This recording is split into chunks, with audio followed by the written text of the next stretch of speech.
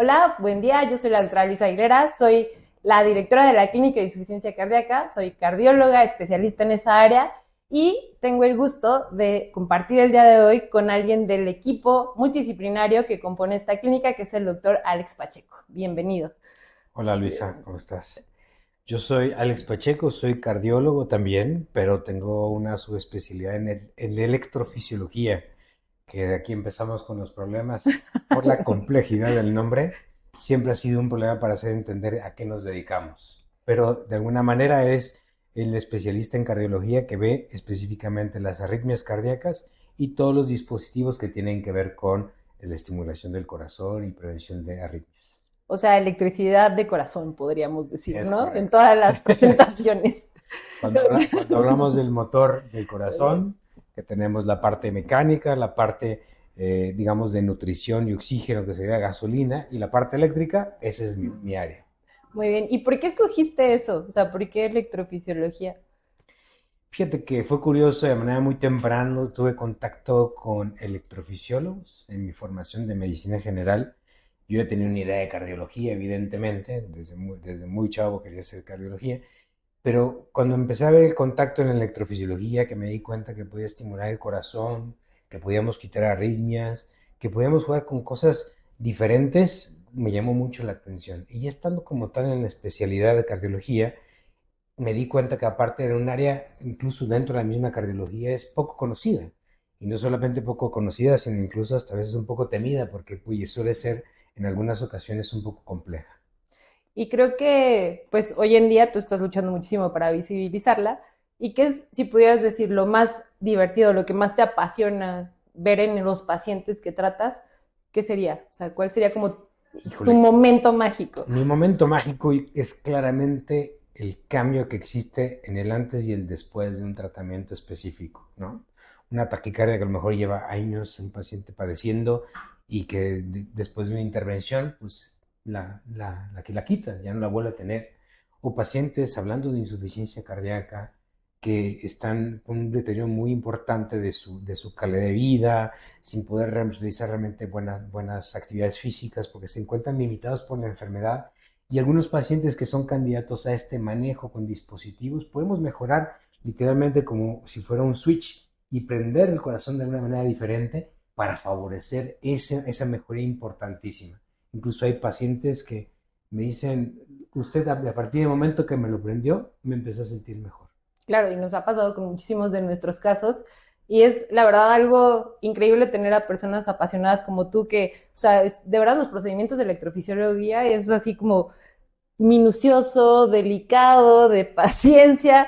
Yo a veces veo a Alex y digo, no, o sea, yo ya me habría desesperado y habría dicho, bueno, amigo, lo intentamos, con permiso, pero, o sea, es desarrollar, o sea, toda la paciencia desde ver el electro, o sea, que puede Alex durar 2 horas ahí, y ve cómo se ve la onda P aquí, y ve cómo se ve el eje hacia acá, y luego toma la decisión y luego lo lleva al procedimiento, o sea, realmente te tiene que gustar, ¿no? O sea, tienes que tener ese momento mágico y que dices, por eso vale la pena. Pero todo tiene un lado oscuro, ¿no? Vamos a decirle así. Es Vamos a correcto. decir no negro, solo oscuro. ¿Qué sería así lo que más te frustra de tu trabajo? Pues? Híjole, yo creo que lo dividiría en dos partes. La primera que es la parte administrativa, que no es ninguna sorpresa que a ningún médico nos guste, pero quizás la parte oscura es justamente luchar contra ese malentendimiento de esta especialidad, de esta subespecialidad. Porque uno tiene que andar explicando y reexplicando a veces justamente, por ejemplo, seguros de gastos médicos, a otros compañeros, a lo mejor que no tienen tanto conocimiento en el área, para hacerles entender el alcance de estas terapias, que realmente son un alcance muy importante, con una repercusión positiva importantísima en nuestros pacientes. Y que al final, o sea, no nos debería tocar que como médicos estarnos Claro, preocupando, o sea, en otros países pues no sucede, ¿no? Está la indicación y está la indicación. es Y correcto. aquí tenemos que estar luchando contra eso. Luchar contra eso, ¿no? A contracorriente, pero al fin y al cabo, pues estamos aquí para eso. Totalmente. Y digo, parte de este proyecto es empezar a explicar por qué insuficiencia cardíaca es una condición que requiere a tantas mentes trabajando en equipo. A veces parecería o se simplifica lo que el paciente que vive con insuficiencia cardíaca necesita, y la realidad es que somos muchas personas involucradas, o sea, literalmente desde la parte no farmacológica hasta la parte farmacológica y en los procedimientos, en mejorar la calidad de vida y el pronóstico de una persona que vive con este diagnóstico. El rol de electrofisiología, si tú lo pudieras, pues, resumir para que alguien no médico entienda por qué Luisa es tan intensa en enviarte al paciente cuando llega conmigo o viceversa, ¿cuál es tu rol? O sea, ¿por qué el electrofisiólogo es indispensable en este equipo? Ok, yo creo que aquí para hablar de este rol tenemos que hablar de justamente el momento en donde se juntan estas dos especialidades, ¿no? Y es a partir de la enfermedad.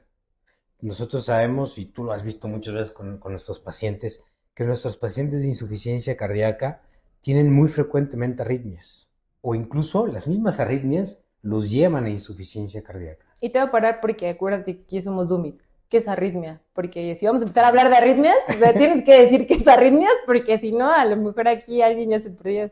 ¿De acuerdo? Mira, pues arritmia se define como un ritmo anormalmente rápido, anormalmente lento o irregular del corazón. Prácticamente con esas tres cumplimos con lento, lo que llamamos bradicardias, lento taquicardias, y la irregularidad puede ser una gran variedad de arritmias diferentes. Todas ellas pueden estar favoreciendo una insuficiencia cardíaca, es decir, como causa inicial, o más aún, que es lo más común, empeorando una insuficiencia cardíaca que puede estar presente. Dentro de todo esto también existe, hay que hablar del cableado normal del corazón, ¿no? El corazón, como dije al inicio, es una máquina, tiene una función mecánica, tiene una función de nutrición a través de las arterias coronarias, que ese sería el segundo sistema, y el tercer sistema es el eléctrico, y el eléctrico es el sistema nervioso del corazón. Gracias a ese sistema eléctrico, el corazón puede latir por sí solo, no necesita de absolutamente ningún otro órgano. El cerebro llega a influir de acelera, desacelera por situaciones de estrés o por alguna otra razón, pero realmente el corazón solito puede hacer su latido cardíaco. Puedes tener muerte cerebral y tener latido cardíaco, ¿no? O sea, esa es como la explicación lógica. Más lógica, exactamente. Entonces, por un lado, tienes esa integridad del sistema eléctrico que empieza con ese marcapaso natural, pero literalmente, presidente sin gabinete no funciona. Necesita toda una serie de cables que va transmitiendo esa orden eléctrica para producir el latido cardíaco, primero en la parte de arriba del corazón, que son las aurículas, y luego en la parte de abajo. Y en la insuficiencia cardíaca, además de las arritmias que ya comentamos, ese sistema eléctrico también se puede dañar. Y a veces nosotros con nuestras terapias podemos, pues no voy a decir reparar, pero recuperar al menos parcialmente esa función para poder mejorar la función cardíaca. Y al final es eso, ¿no? Todo está conectado y por eso a veces le explico al paciente que la electricidad, la verdad es que es difícil decir si es primero el huevo o la gallina, pero como yo me lo imagino, es que de alguna forma la electricidad sí comanda el bombeo, ¿no? Porque viene la descarga y luego la contracción. Entonces, si tú tienes un sistema de descarga eléctrica ineficiente, pues tu contracción va a ser pues caótica también. Y viceversa, obviamente, si a donde quiere llegar el estímulo está dañado, pues por más óptima que tengas la descarga, un músculo del corazón dañado, pues no va a responder adecuadamente y ahí es donde entramos nosotros. Pero creo que, pues por algo el electrocardiograma es como nuestra primera ventana a veces para conocer el corazón de una persona, ¿no? Porque nos puede decir muchísimo en un estudio que es bueno, bonito y barato y que pues es relativamente sencillo de tomar, ¿no? Tiene sus cosas que cuidar, pero es sencillo. Y la parte de electrofisiología, pues al final, pues muchos de los pacientes llegan primero contigo, ¿no? O sea, nos ha pasado muchos casos en donde parecería que la arritmia es el problema, pero encontramos que, pues no. O sea, sí está, pero no es la base, ¿no? Exacto, ¿no? Lo que hablábamos finalmente es la conjunción de dos enfermedades donde no sabemos quién inició qué, pero que en algún momento dado tenemos que intentarlas tratar de manera independiente sin estar completamente separados en la comunicación entre nosotros. Por eso el gran equipo de insuficiencia cardíaca. Entonces, entendiendo que la insuficiencia cardíaca es la incapacidad del corazón para bombear sangre bien, ¿no? Ujú. Obviamente ahí el sistema eléctrico, el sistema de circulación obviamente puede llegar a estar o no comprometido, pero casi siempre tú y yo terminamos más o menos trabajando juntos porque muchos pacientes tienen ambos sistemas afectados. Yo les digo a veces que es como si yo fuera un poco la experta en el músculo y tratar de resolver todo lo que pudiera estar afectándolo. Pues podríamos decir que la base, o sea, recordando, pues es el tratamiento con medicamentos, rehabilitación cardíaca, súper importante, o sea, eso de que no se muevan, por favor, quitémonoslo de la mente, y la parte, obviamente, pues enzimática, ¿no? Psicología, nutrición, el seguimiento, educación al paciente. Cuando no funcionan adecuadamente esos, o incluso a veces que estén funcionando bien, pero pues tenemos agregadas algunas otras situaciones eléctricas, es cuando entras, ¿no? Podríamos decir, o sea, no está bien visto que como un paciente que vamos diagnosticando, inmediatamente le quieran poner un dispositivo, que inmediatamente le quieran iniciar una terapia si ni siquiera está hasta trasplante, como nos ha pasado, si no se evalúa bien, ¿no? Habrá algunos casos que sí, o sea, llegaron con una emergencia eléctrica que pues ponía en peligro su vida y que era sí o sí requerir primero tu intervención y luego ya me encargo yo, ¿no? Pero la mayoría no entran así, No es así, ¿no? es correcto. Cuando yo te mando un paciente, o sea, usualmente ya es para que tú me digas qué opciones vamos a tener. ¿Cómo podrías dividir el trabajo del electrofisiólogo ya en el tratamiento de insuficiencia cardíaca? Yo creo que aquí hay, vamos a ponerlo así, el rubro de tratamiento y o prevención de las taquicardias, que dentro de este rubro está el problema de la muerte súbita, un problema extremadamente común en insuficiencia cardíaca, extremadamente común.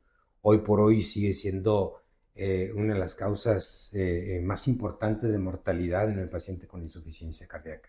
Entonces, es el tratamiento y prevención de la muerte súbita. Y el otro como tal es el tratamiento de estos problemas eléctricos que se traducen finalmente también en problemas mecánicos, es en esa falta en la estructura del cableado normal del corazón, donde podemos estimular o reclutar, intentar reclutar las vías normales del corazón para mejorar su funcionalidad y su respuesta. Entonces, sería prevención y tratamiento de arritmias y prevención y tratamiento de la insuficiencia cardíaca con dispositivos como tal, prácticamente. Y creo que esta parte de muerte súbita es algo que el paciente siempre se preocupa, ¿no? O sea, cuando pues diagnostico un paciente, pues hoy ChatGPT y Google nos ayudan a darles pronósticos, ¿no? A veces no acertados, pero el paciente se asusta y llegan muchas veces y me dicen, es que yo tengo miedo de dormir y no despertar, ¿no? Eso es como una de las cosas que más puede llegar a mantener al paciente pues con ansiedad, con mucha calidad de vida afectada por todo esto. Y ellos llegan preguntando, o sea, ¿qué posibilidad hay de que me infarte o que me pase algo dormido? Y eso creo que es importante a veces aclarar si lo quieren mejor que tú para definir que muerte súbita no es igual que infarto, ¿no? Y qué es la muerte súbita, o sea, a qué nos referimos, porque hoy creo que esos dos conceptos ya están todos mezclados y mucha gente no sabe qué es uno, qué es el otro y en dónde sí tienen unión, ¿no? Bueno, la muerte súbita es digamos, el resultado de la muerte de una persona de manera, como lo dice el nombre, súbita como tal, ¿de acuerdo? Inesperada, Y de vamos a manera decir. inesperada, habitualmente en pocas horas de haberse iniciado algunos síntomas, ¿de acuerdo? En el paciente de insuficiencia cardíaca cambia un poquito porque pues, puede haber tenido evidentemente datos de insuficiencia cardíaca antes, ¿no? El punto es que la muerte súbita es muy diferente al ataque cardíaco o al infarto al miocardio, porque no es lo mismo. Un infarto al miocardio puede causar muerte súbita. Es decir, el infarto solamente es una de las posibles causas de una muerte súbita. Claro. Alrededor de eso hay una gran gama de enfermedades cardíacas que nos pueden llevar a la muerte súbita. Y es ahí donde es importante poderlo diferenciar. No es lo mismo, por ejemplo, que me diga, a lo mejor que una persona, vamos a decir un número al azar de 70 años, haya tenido un infarto fulminante, que lo puedo creer más por la edad, a lo mejor era hipertenso, era diabético, era tenía otras cosas, Claro, algo pero para que se tapara esa arteria, o sea, exactamente, que ese es el infarto ajá. famoso, que se tape la arteria. que un paciente a lo mejor o una persona que desafortunadamente a los 35 años haciendo un deporte caiga súbitamente y fallezca. Esos son dos tipos de muerte que son iguales en el sentido de que son muerte súbita, pero son causas muy probablemente completamente diferentes. Para tener el diagnóstico preciso de qué pasó en una muerte súbita, se necesitan otro tipo de estudios, incluyendo la necropsia o incluso estudios genéticos, en especial en esos pacientes que a lo mejor en la necropsia uno busca y no encuentra nada en el corazón, no hubo infarto, no hay anormalidades, no hubo un sangrado hemorrágico cerebral, no hubo nada. Entonces hay que hacer estudios genéticos. Y esa es la mejor forma realmente de poder definir todas las posibles causas de esa muerte súbita. Pero en pocas palabras, muerte súbita no es igual a infarto, porque el infarto hace parte de las múltiples causas de muerte súbita. Y entre ellas, la insuficiencia cardíaca es de las principales. Y que es al final un tema eléctrico, y por eso ustedes son los que lo tratan. O sea, la muerte súbita al final es que el corazón deja de ser eficiente eléctricamente hablando y, como dije, estímulo causa contracción. Se acaba el estímulo, pues normal o organizado, se acaba la contracción y entonces tenemos un paro cardíaco. Ahora, las causas, la más común sin duda parece ser que es el infarto, ¿no? Yo no sé cuántos malos diagnósticos se hacen en el mundo pensando que son infartos, en ¿no? realidad ni siquiera nos podemos fiar, que eso es lo raro. Digo raro porque no debe ser así, no, ni siquiera nos podemos fiar realmente a las estadísticas de muerte súbita, porque incluso en nuestro país, desgraciadamente, seguimos poniendo como causa de muerte infarto, sin tener una sola prueba de lo que pasó, independientemente de la edad del paciente. Y eso está mal, porque eso hace que de entrada esas estadísticas están mal, están sesgadas desde el inicio. En realidad, el infarto o la cardiopatía isquémica, porque no todo infarto produce muerte, pero cardiopatía isquémica puede producir insuficiencia cardíaca, que es el problema de las coronarias que no te mató en el momento, pero con la larga, enfermando el corazón te puede producir insuficiencia cardíaca. Sí, la cardiopatía isquémica y la enfermedad coronaria sí es de las principales causas de muerte súbita a largo plazo, pero no el infarto agudo, no forzosamente. Hay más causas alrededor que pueden producir. Por eso es importante justo que no se queden, o sea, ayer veía a un paciente que llegó y me dijo, vengo porque ya tuvo un infarto y no me di cuenta. Y realmente tenía cambios en el electro, que ya sabes, la maquinita le ponía ahí infarto, pero que no tenían interpretaciones de automáticas que no sirven de gran cosa más que para darnos angustia a nosotros y a nuestros pacientes. Y era un paciente joven que evidentemente pues hicimos la evaluación, no tenía un infarto, tenía un eco normal, y solo fue la interpretación y el tipo llevaba 2 semanas con miedo de que ya había tenido un infarto y no se había dado cuenta. Entonces, realmente, o sea, es mucho más complejo que solo hablar de infarto y muerte súbita sin hacer una evaluación completa. Ahora, tomando en cuenta que sí, los pacientes con insuficiencia cardíaca, probablemente incluso estables, y eso es una realidad, tienen riesgo de muerte súbita. O sea, mis pacientes a veces dicen, pues ya no me canso, ya hasta hago ejercicio, me siento muy bien, y podría dar una falsa tranquilidad. Y por eso nosotros tenemos que evaluar muy bien a los pacientes. O sea, la decisión no es nada más los síntomas, tiene que hacerse una evaluación completa para poder decir, ok, este paciente no requiere intervención de un electrofisiólogo porque tenemos todos estos puntos de tranquilidad. O, ¿sabes qué? A pesar de que tienes todo y que parece que podrías correr un maratón, hay esto que no me da paz y que requiere la intervención de electrofisiología.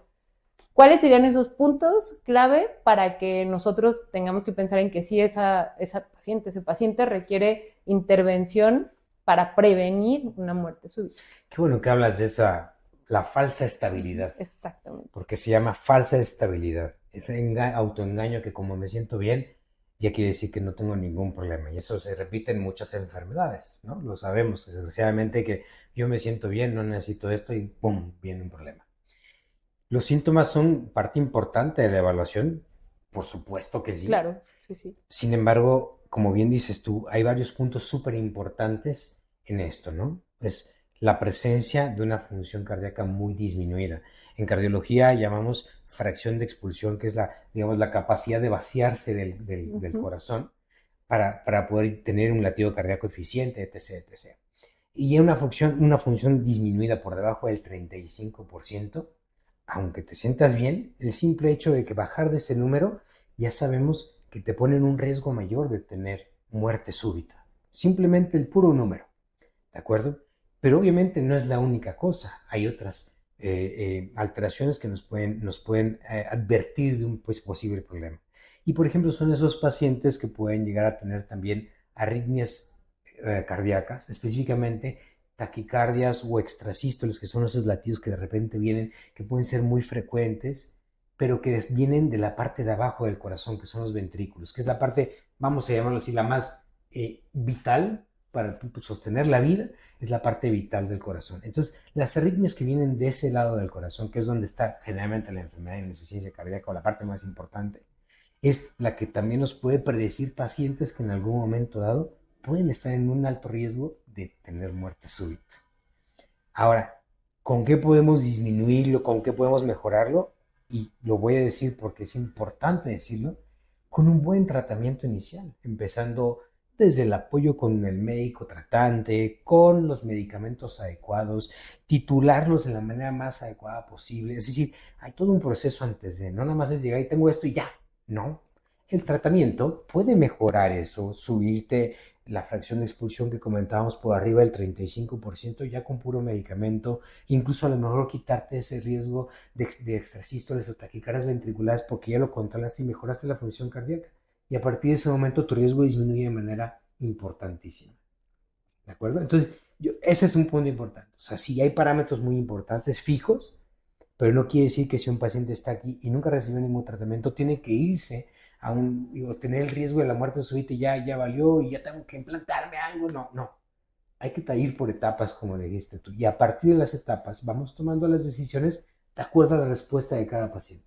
Y que nos han mandado pacientes ya con dispositivos que pues ni siquiera tomaban la terapia base y que muchas veces después de darles el tratamiento que requerían, mejoraban la función y probablemente tal vez nunca hubieran requerido el dispositivo si se hubieran hecho evaluaciones correctas al inicio, ¿no? Pero aún a veces nos mandan ya con un dispositivo implantado. Y ese dispositivo implantado que a lo mejor no era la mejor opción para ese paciente. ¿Por qué? Porque después de un tratamiento médico te vas dando cuenta que a lo mejor este dispositivo no le funcionaba, pero uno de características distintas le iba a funcionar mucho mejor. Y ahí entramos en un problema más importante, porque en vez de haberle dado el tiempo a la terapia para poder definir adecuadamente el tratamiento intervencionista para el paciente, nos adelantamos de más y a lo mejor el resultado no va a ser el más óptimo. Sí, ya van algunos casos que hemos tenido que volver a hacer procedimientos, digo, con el tema incluso hasta de pelearnos con los seguros de una disculpita, porque ya sé que le habían puesto, no sé, este dispositivo, pero realmente requería este, y Así pues, es. o sea, yo no fui, pero pues nos ha ido bien, afortunadamente, cuando tienes seguro, pero imagínate que ya gastaste lo que cuesta un dispositivo de estos, Que no son baratos, ¿no? esas que de repente te dicen, ay, perdón, pero es que vamos a necesitar cambiártelo, ¿no? Y muchas personas hacen un esfuerzo muy grande por implantarse uno de estos dispositivos y de repente se tienen que enfrentar, hay que cambiar parte del sistema, ¿no? Claro. Y un poco hablemos entonces de este dispositivo específicamente que sería el desfibrilador, ¿no? Cuéntanos qué es, cómo funciona. Ok. El desfibrilador es un dispositivo electrónico que nos sirve para detectar y tratar las arritmias cardíacas, específicamente las arritmias que pueden poner en peligro la vida, que se llaman taquicardia y fibrilación ventricular. Vamos a ver un poquito de anatomía aquí del corazón para entender qué quiero decir, porque luego puede ser muy complejo.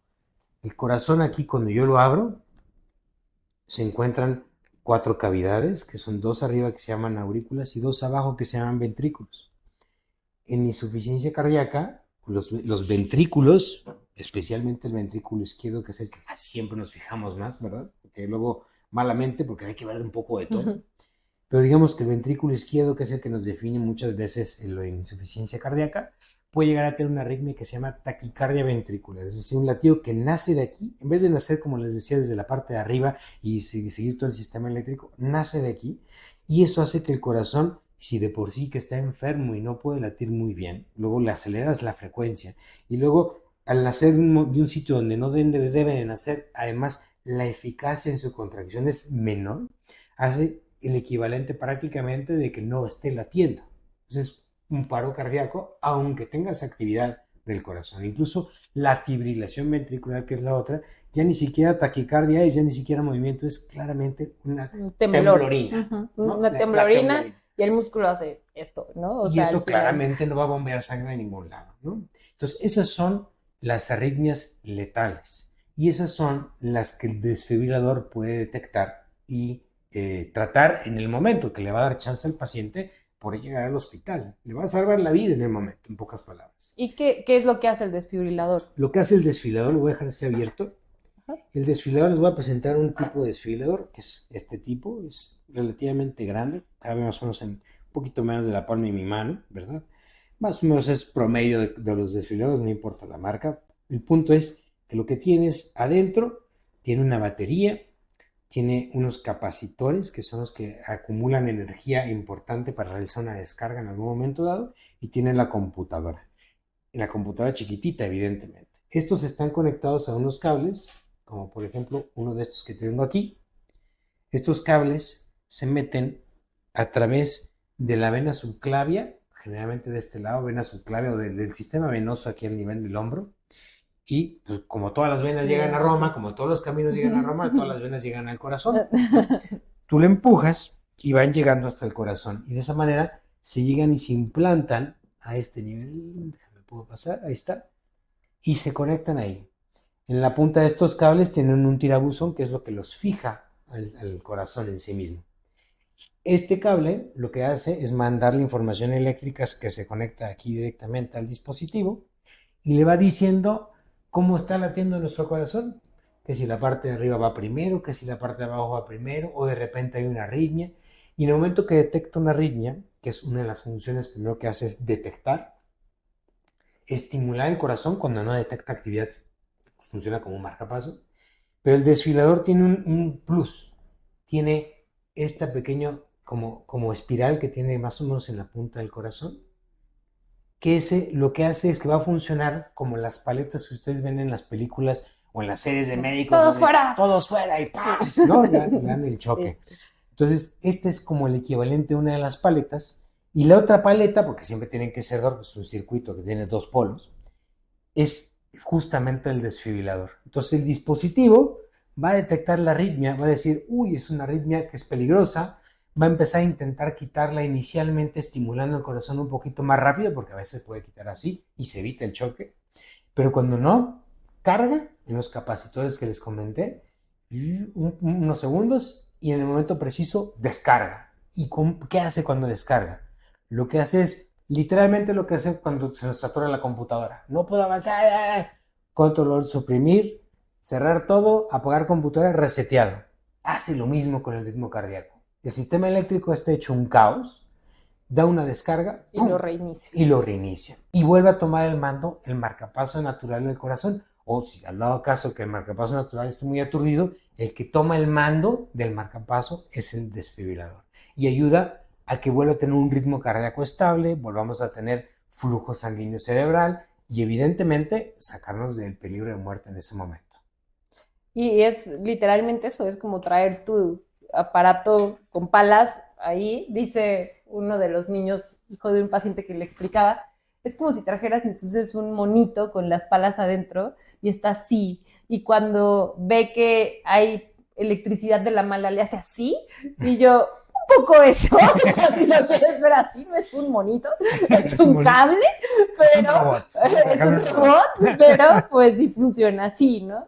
Y pues la preocupación del millón es qué pasa con la vida del paciente si trae eso. O sea, sabemos que tenemos pacientes que se los ponemos y jamás lo usan. O sea, el aparato está ahí vigilando. Sí lo están usando, vaya, porque están vigilándolos y nos sirve como un chismoso de qué pasa en la electricidad del corazón, pero no le da terapias, pues no le da descargas.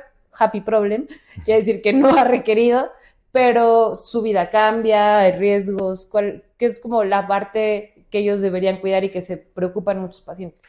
Yo creo que gran problema de esta repercusión en la vida diaria por el dispositivo, más que nada es una falta de información.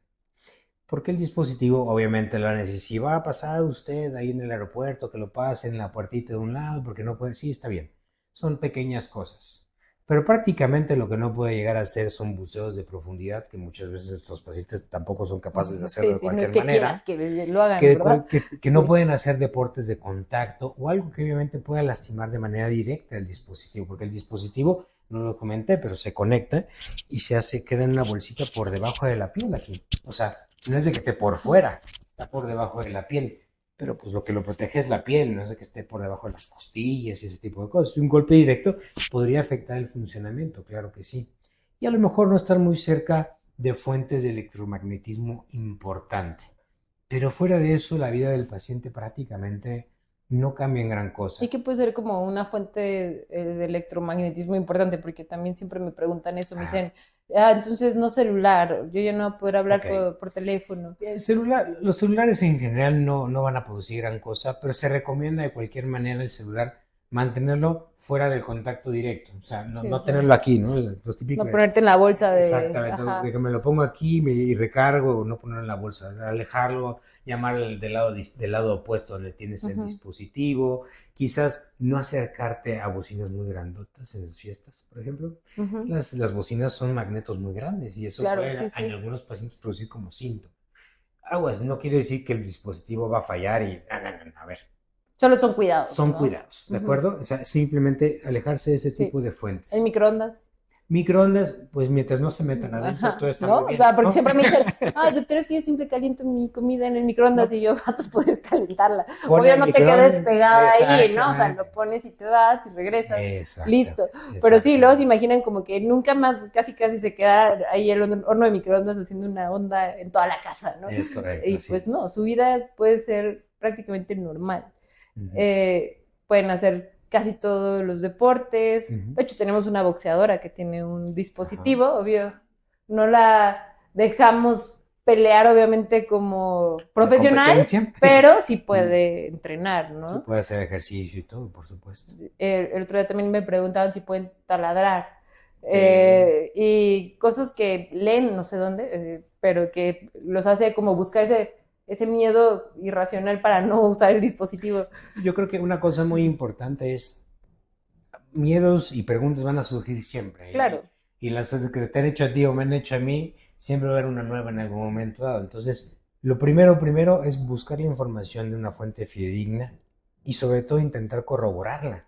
Porque luego me quedo con lo que dice ChatGPT, pero ChatGPT te dice lo que le preguntas. ¿Y de dónde la saca? Si no supiste preguntar bien, a lo mejor no te está dando una formación tan clara como debe de ser.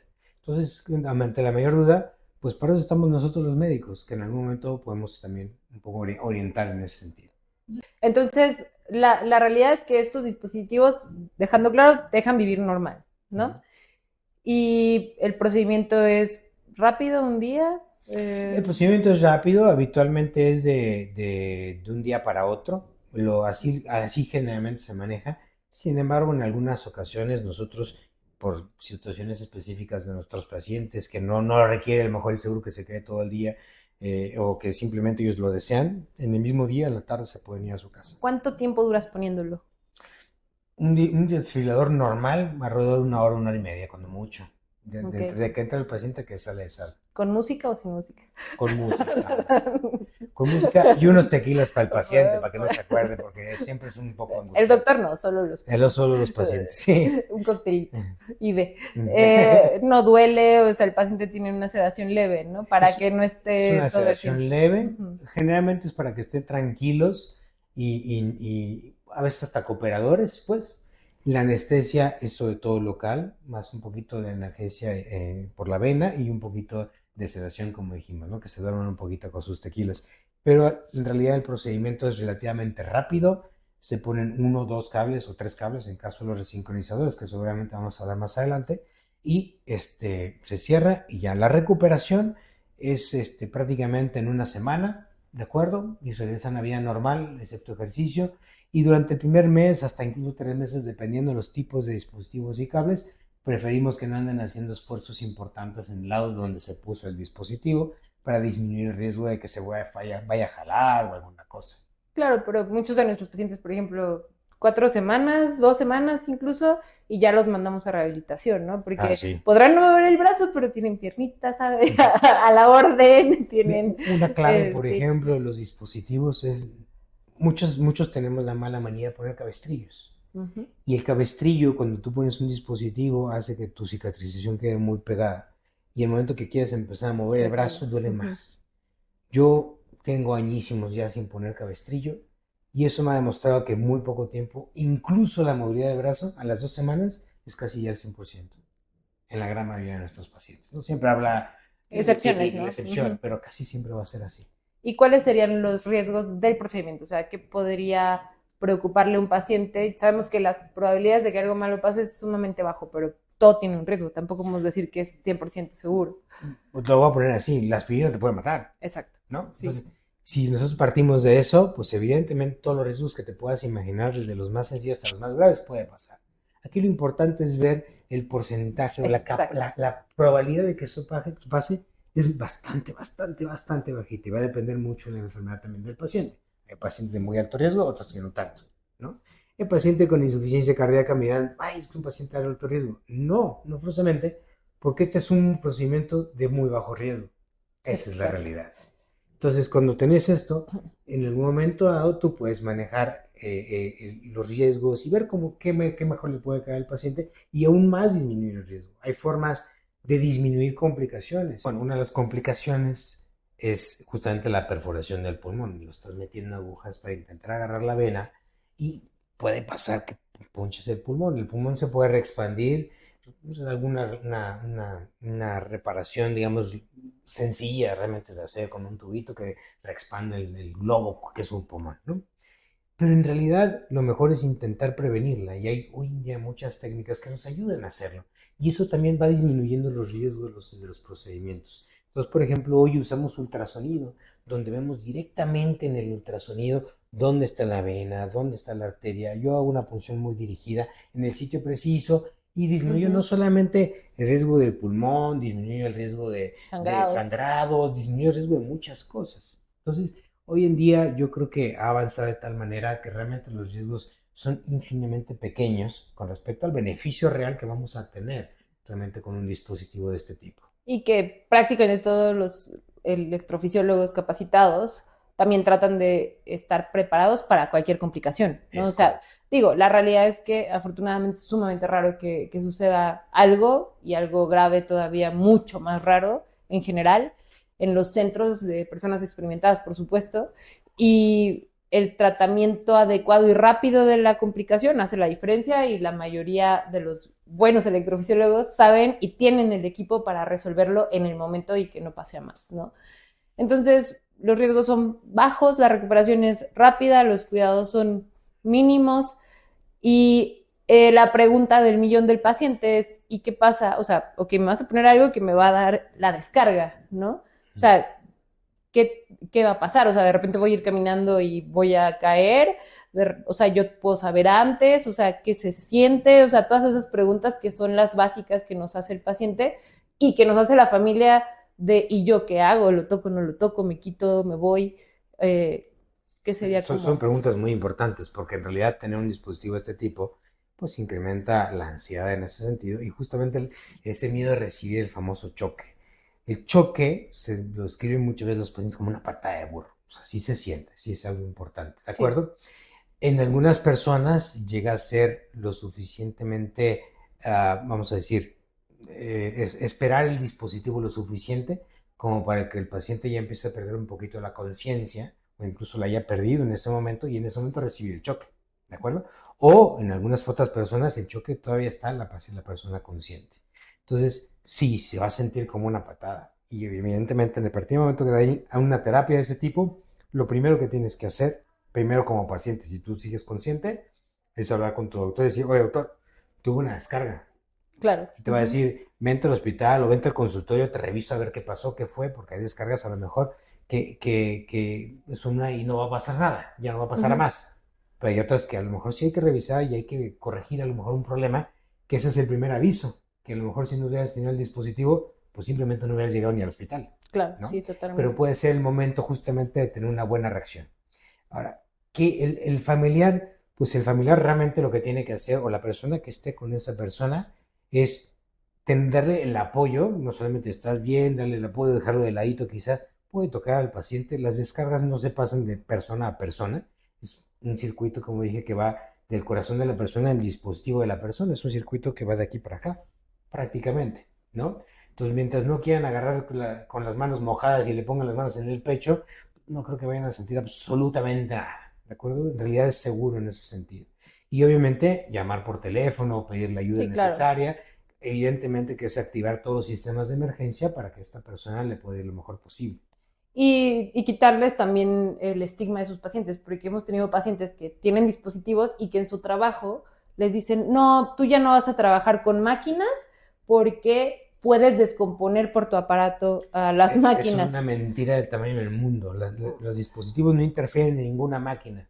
Si acaso las máquinas al dispositivo y algunas, como ya Exactamente. dijimos, ¿no? Y tendrías que ver, bueno, pues si tiene esta carga electromagnética que pudiera Mm. realmente afectar, pero no al revés, no es Pero no al que, o revés. sea, que le digan a algunos de nuestros pacientes como, es que tú podrías descomponer mis máquinas ¿Turbinas de carísimas avión, por ejemplo? No, por ajá, supuesto que no. de, Lo digo porque o ya nos sea, sí, tocó. ya nos tocó que a un paciente que trabajaba con aviones le dijeron que podía él descomponer a los aviones. No les importaba la inversa, era al revés, ¿no? Entonces, Ujú. creo que todas esas cosas a veces pues se tienen que informar para que realmente puedan hacer algo, ¿no? Entonces, desfibriladores, una de las formas para tratar la parte de muerte súbita, Prevenir o muertes. sea, tratar y prevenir, o Ujú. sea, evidentemente. La otra sería, pues, tratar la arritmia, ¿no? O sea, Arritmia. quítame ese cable que me está haciendo esa descarga inadecuada y que, pues, está poniendo mi vida en peligro. Porque tenemos pacientes que a veces, o sea, la carga de esa arritmia o de ese problema eléctrico es tan importante que ni siquiera nos deja avanzar con el Es tratamiento. correcto. ¿Qué opciones tengo para eso? Porque los fármacos, o Ujú. sea, son una opción, ya dijimos, pero topan, ¿no? O sea, tienen su beneficio, su techo en donde, o sea, Claro. tal vez ya no vemos una respuesta, pero ¿qué sigue después? Bueno, los antiarrítmicos, que son los medicamentos para tratar las Uh arritmias, -huh. que evidentemente cada médico tendrá que escoger el mejor para el paciente específico que esté viendo en ese momento, tienen una efectividad buena, no vamos a decir que es mala, es Uh buena. -huh. Sin embargo, como bien dices, llega a ser limitada, ¿no? Y en algunos pacientes podemos llegar a tener recaídas de las mismas arritmias, a veces poco frecuentes, a veces mucho más frecuentes. El siguiente paso es algo que llamamos ablación. La ablación en realidad es un tipo de intervención tipo cateterismo. Muchas veces yo les explico a mis pacientes, ¿han escuchado hablar de los cateterismos que hacen para las coronarias? Me dicen, sí, para destapar las arterias. Le digo, sí, pero aquí no vamos a ver arterias, vamos a ver problemas eléctricos del corazón. Entonces lo que vamos a valorar son los sitios justamente que por la misma enfermedad se está produciendo ese cortocircuito. Cortocircuito que de alguna manera es como si yo llego y tengo mi corazón lleno de cables de alta tensión y algún gracioso llega con su diablito y me empieza a robar esa electricidad. Puede pasar mucho rato y no pasa nada, pero de repente si existe un corto, pues es una catástrofe total. Entonces, de alguna manera, el estudio electrofisiológico, que es la parte inicial de toda esta ablación, que es estudiar con el cateterismo, reconstruir el corazón de manera tridimensional, ver cómo se está activando eléctricamente en sus diferentes capas y porciones, de alguna manera nos va a desmenuzar por dónde está pasando bien la electricidad y por dónde no. Y en algún momento dado nos va a definir un sitio de mucha probabilidad o incluso poder inducir la misma taquicardia estando en sala de operaciones y ver cómo se está reproduciendo la taquicardia y cuál es el circuito que está produciendo. Y gracias a un catéter, que es literalmente un cable que tiene el ancho de la punta de un lápiz, que es largo, largo, largo, largo, voy y con la punta de ese catéter, que es como un cautín, Uh llego, -huh. me posiciono sobre el circuito y lo que hago es cauterizar, es Uh decir, -huh. destruyo ese tejido que está enfermo y está mal. No me está sirviendo de nada, me está produciendo problemas, pero lo voy a destruir para que ya no me produzca más problemas. Es decir, sí soy capaz de poder disminuir o quitar en algunas ocasiones completamente la arritmia por la ablación. Entonces sí, es una de las grandes terapias hoy en día que usamos para el control de esas taquicardias ventriculares. Sí, o sea, ponerle cinta de aislar o quitar totalmente la forma de que nos siga generando electricidad, ¿no? O sea, Exactamente. a veces el paciente dicen, o sea, así de fácil llegan y como, tss, Lo explicamos. Quisiéramos, o sea, parece así de fácil, Sí. pero, o sea, el concepto puede simplificarlo tanto, pero sí, o sea, la tecnología que hoy existe en donde podemos mapear cómo va esa electricidad, dónde es donde tenemos que cortar justo la conexión, pues no es tan sencilla, horas de estar a veces Algunas ahí, sí son ¿no? horas, es correcto. Pero la realidad es que pues es algo que puede reducir la carga o, como dices tú, quitarla totalmente Sí. en algunos casos, Y dependiendo ahí del cambia a tipo. veces radicalmente la calidad de vida del paciente, de tener Sí, sí, episodios semanales o incluso diarios, a simplemente ya no tener o tener a lo mejor uno por año. exactamente. Entonces, esas serían nuestras dos estrategias para muerte súbita. Y tenemos ahora el problema de la electricidad que afecta la contractilidad, digamos. Cuando ya se enfermó, la forma normal y que hace que el corazón se contraiga todo disincrónico o desorganizado. Eso. ¿Qué podríamos explicar de esa parte?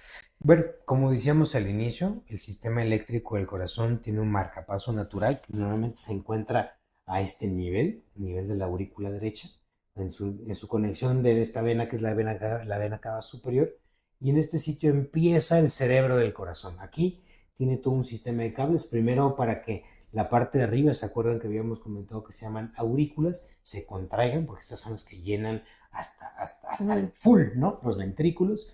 Y luego hay un pequeño cable que conecta las aurículas o este marcapaso pues a la parte de abajo que se llama noda B, que es como un segundo marcapaso, que ese mismo tiene sus propios cables que envía a la parte de abajo del corazón para que esos cables vayan muy rápido y activen todo el corazón al mismo tiempo. De alguna manera, yo siempre les digo a mis pacientes, mira, el cableado del corazón está hecho para que el corazón lata los dos lados al mismo tiempo. Si yo voy al gimnasio y tengo una barra para hacer pesas y yo cargo esa pesa con los dos brazos, estoy haciendo un esfuerzo, pero me estoy Equilibrado. equilibrado con los dos brazos. Cuando sucede en algunas personas con insuficiencia cardíaca que tienen el famoso bloqueo de rama izquierda, que es que uno de estos cables, el cableado del lado izquierdo, se rompe y solamente queda el cableado del lado derecho, lo que produce es que en vez de que el corazón lata de esta manera, sincrónica o organizada, hace que primero se contraiga un lado y ya que este se empieza a relajar, empieza a contraerse el otro. Es decir, estoy levantando la misma pesa en dos movimientos distintos que evidentemente me exigen o me piden un esfuerzo muchísimo mayor, lo cual en el corazón se traduce exactamente igual. Al momento de romperse ese cable izquierdo, el corazón, en vez de contraerse de manera organizada, empieza a hacer esto. Y si de por sí ya está enfermo, pues se va a enfermar más, porque Claro. lo va a fatigar aún más, Y ¿no? va a bombear de forma menos eficiente. Y bombea de menos eficiente. Entonces, lo que en electrofisiología o en estimulación del corazón podemos hacer para intentar corregir eso es colocar dispositivos que se llaman resincronizadores. Los resincronizadores son dispositivos tipo marcapaso. Marcapaso como este que tengo aquí, por ejemplo, y este, a veces son de un solo cable, cuando no más necesito estimular un solo lugar del corazón, que esos prácticamente hoy Ya en no se día usan. solamente se utilizan en pacientes donde la función de las aurículas está perdida, por ejemplo, ¿no? En una arritmia que se llama fibrilación auricular y que no hay cosa que hacer y que necesita un marcapaso, pues es el único que realmente podría beneficiarse de este dispositivo. Los demás no debería de ponerse de otra forma. Pero también está el bicameral, que es de dos cámaras. Tiene dos conexiones y lo único que hace es que en vez de tener un solo cablecito que llega a un solo lugar, pues tiene un cable que va a llegar, como le decíamos en el desfilador, aquí al corazón derecho, pero otro cable que se va a conectar a la parte de acá arriba, que es la aurícula. ¿Y eso qué quiere decir? Que el marcapaso con esos dos cables va a detectar la parte de arriba del corazón, las aurículas, y la parte de abajo del corazón, que son los ventrículos. Y si no detecta uno o la otra, lo va a estimular, entonces va a reorganizar, va a estar empezando a sustituir ya esa comunicación eléctrica que existe dentro del corazón. En el resincronizador hay un tercer cable. Nos encanta la electrofisiología Sí, complicarnos. sí. A falta de cables hay que poner más cables, tal cual. Sí, sí. Entonces, si yo lo veo de esa manera, y yo veo que entonces mi lado derecho se está contrayendo primero que el lado izquierdo, tengo que poner un cable en un lado para que vuelva yo a organizar. ¿Cómo lo logro? Lo logro poniendo un tercer cable, al fin y al cabo, ¿no? Un tercer cable porque yo tengo uno aquí arriba en la aurícula, otro acá abajo en el primer ventrículo del lado derecho, y para el lado izquierdo me voy por una venita que está de este lado y que le da la vuelta al corazón y que estaba aquí, en esta parte azul. Y mi cable navega por aquí y se mete a una de estas venitas por acá para estimular el corazón desde aquí. Y eso hace entonces que tenga yo un estímulo de este lado y de este otro lado. Y de esta manera vuelvo a coordinar entonces la contracción del corazón derecho-izquierdo, ¿de acuerdo? Y vuelvo a tener una mejoría sustantiva de la contracción cardíaca. Hoy en día hay nuevas formas y esto va a seguir evolucionando afortunadamente porque siempre es bueno evolucionar para tener cosas mejores. Pero hoy en día podemos llegar incluso a estimular ese cable izquierdo por delante donde está bloqueado. Literalmente es como si yo tengo un puente, se cae el puente, ¿qué hago? Pues hago una vía alterna para pasar del otro lado, ¿de acuerdo? Pero vuelvo a tomar el cableado normal del corazón, que finalmente es la meta.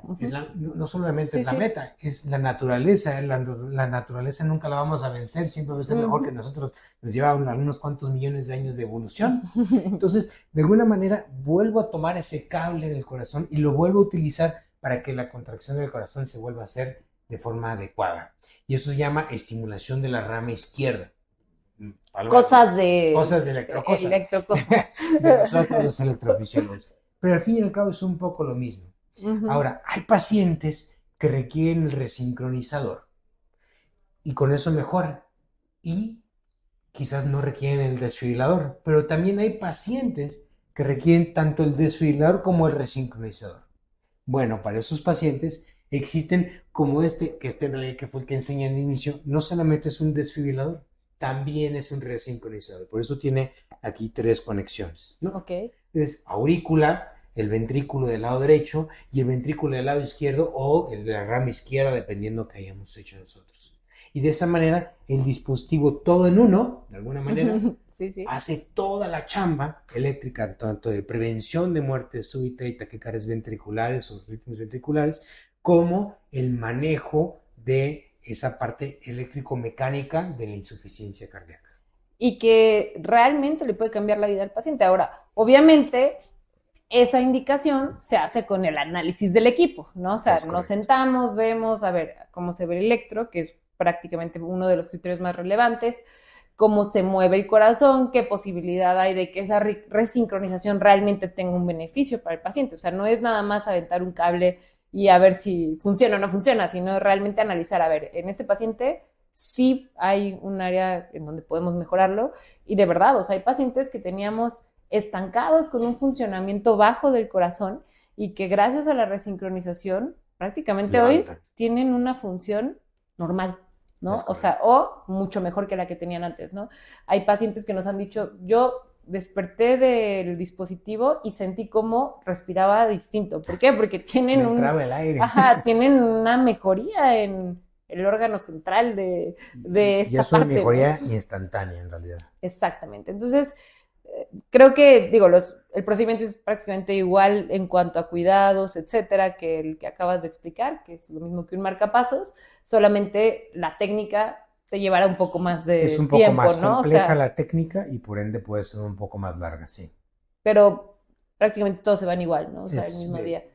Sí, prácticamente es el mismo. Sí. Así que estos dispositivos realmente le pueden cambiar el pronóstico al paciente, ¿no? Son ese cuidado extra que tenemos que ofrecer a los pacientes y que sabemos que no están en todos los hospitales, lamentablemente públicos, no todos los sistemas de salud los tienen como al alcance, pero hay muchos que sí. O sea, se tiene también que el paciente que empoderar y un poco preguntar, oiga, ¿soy candidato o no soy candidato a esto? Es importante informarse, ¿no? Exactamente. Digo, no estamos haciendo eso para que el paciente venga y se lo ponga aquí, pero sí para que el paciente busque en dónde pueden ofrecerle esas terapias si tienen la indicación y que cuestionen al médico tratante y pregunten si, oye, yo que tengo estas situaciones, que tengo este diagnóstico, me beneficiaría o tengo indicación de este dispositivo, ¿no? Creo que es el objetivo principal de que ustedes conozcan dónde están parados y todo lo que se les puede ofrecer en un equipo que conozca las terapias que modifican la enfermedad. Bueno, yo creo que El mejor mensaje que puedo dar es que el paciente con insuficiencia cardíaca es un paciente que requiere un manejo multidisciplinario. No solamente es un cardiólogo especialista en insuficiencia cardíaca, no solamente es el rehabilitador, no solamente es el nutriólogo, el psicólogo, en fin, todo lo que está alrededor. Está el electrofisiólogo por todas las terapias que platicamos, que obviamente son de mucha importancia, pero otras subespecialidades de la misma cardiología que se ven involucradas de la misma manera, cirugía cardíaca, se ve también intervencionismo, en fin, es un paciente por definición que tiene que ser tratado de manera multidisciplinaria para que el devenir de esta persona sea el mejor posible. Y que al final el paciente tiene que buscar en dónde le estén dando la mejor atención y que les dé confianza y sobre todo que su calidad de vida no se vea mermada, ¿no? Ese es el punto más relevante y dejarle súper claro, la insuficiencia cardíaca no es igual a es el final de la vida, hay muchas cosas que se pueden hacer, hay muchas terapias que existen en nuestro país y que no son inalcanzables y siempre se busca en los equipos el como sí, ofrecérselas para que realmente no se queden con una calidad por debajo de lo que se puede tener con estos diagnósticos. Gracias por compartir sus estos minutos con nosotros y esperamos que esta información les sea útil en su día a día.